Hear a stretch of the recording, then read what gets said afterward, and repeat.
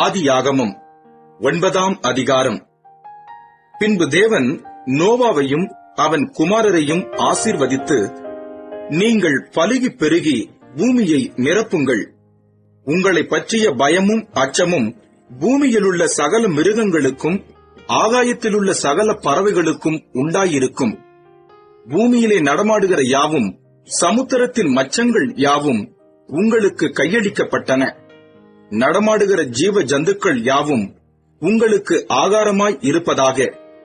பசும் பூண்டுகளை உங்களுக்கு தந்தது போல அவைகள் எல்லாவற்றையும் உங்களுக்கு தந்தேன்.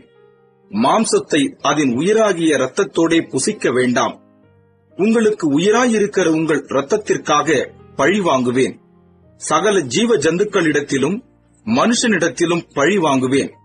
மனுஷனுடைய உயிருக்காக அவனவன் சகோதரனிடத்தில் பழி வாங்குவேன். மனுஷன் தேவ சாயலில் உண்டாக்கப்பட்டபடியால் மனுஷனுடைய இரத்தத்தை எவன் சிந்துகிறானோ அவனுடைய இரத்தம் மனுஷனாலே சிந்தப்பட கடவது. நீங்கள் பலுகி பெருகி பூமியிலே திரளாய் வர்த்தித்து விருத்தியாகுங்கள் என்றார்.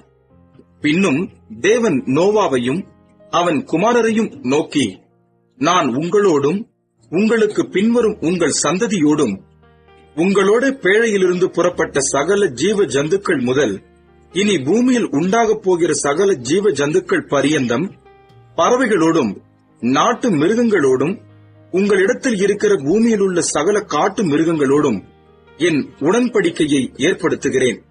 இனி மாம்சமானவைகளெல்லாம் ஜலப்பிரளயத்தினால் சங்கரிக்கப்படுவதில்லை என்றும் பூமியை அழிக்க இனி ஜலப்பிரளயம் உண்டாவதில்லை என்றும் உங்களோடே என் உடன்படிக்கையை ஏற்படுத்துகிறேன் என்றார்.